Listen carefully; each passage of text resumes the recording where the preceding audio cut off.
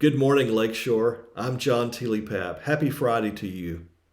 I was reading this week in Numbers 13, where God says to Moses, "Send men to scout out the land of Canaan I am giving to the Israelites." Do you hear that phrase, "I am giving to the Israelites"? God has already decided this is where he is taking the Israelites, into the land of Canaan. He brought them out of Egypt where they were in slavery. They've come all the way across the desert, and now they are poised to go into the land that God had promised to their ancestors. This is where he wants to take them. So Moses sends 12 scouts into Canaan. They come back with a report. Two of them, Joshua and Caleb, give a glowing report about the land, and they try to rally the people to go and to take what God has promised. God's glory will be shown if they will follow him into Canaan.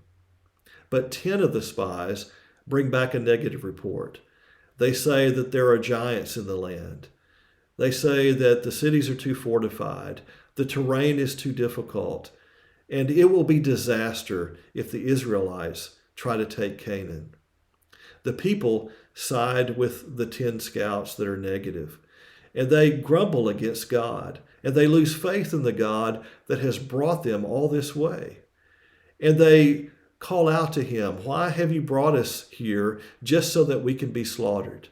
And they even think that it would be better to go back to Egypt, as if Egypt was all that great. And so God grants their request. They don't go back to Egypt, but he doesn't take them into Canaan either.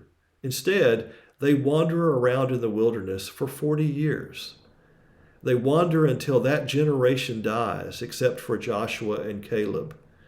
And when they die, God fulfills his promise. He takes the next generation into Canaan. Make no mistake, this is where God is taking Israel. But he doesn't take the people who don't have faith and who are disobedient. Sometimes we face a challenge that God has on a path for us, and it's easy for us to look at our limitations. We look at the things that we don't have. We doubt our capability. We think that our resources are not enough, and we think that it would be disaster for us to try to face this challenge for God.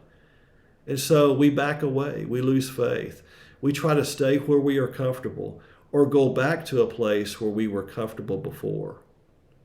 And God may grant our request.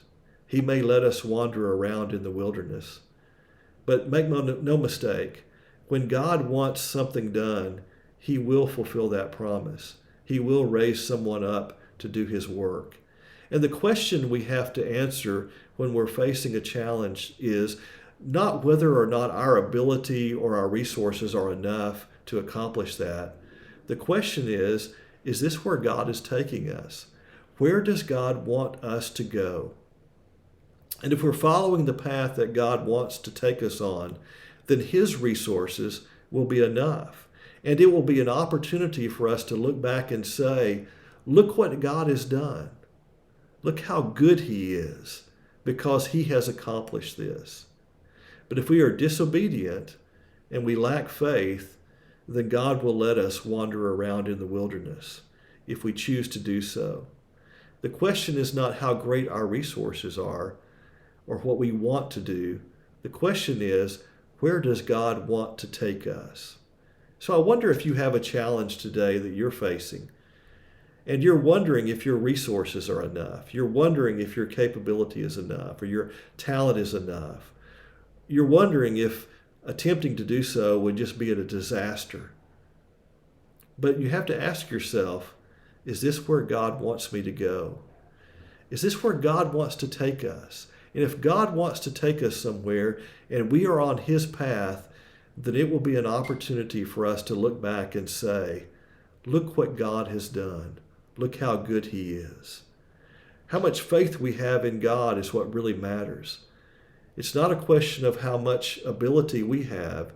It's how much we trust God to help us meet the challenge. So don't back away from your challenge today just because you think you're not good enough. Ask yourself, is this where God wants me to go? Is this where God wants to take us? And if it is, then we can trust Him, and we will be able to follow Him, and we will be able to show how great He is. Have a great Friday. Have a great weekend. God bless you, and let God meet the challenges of your life today.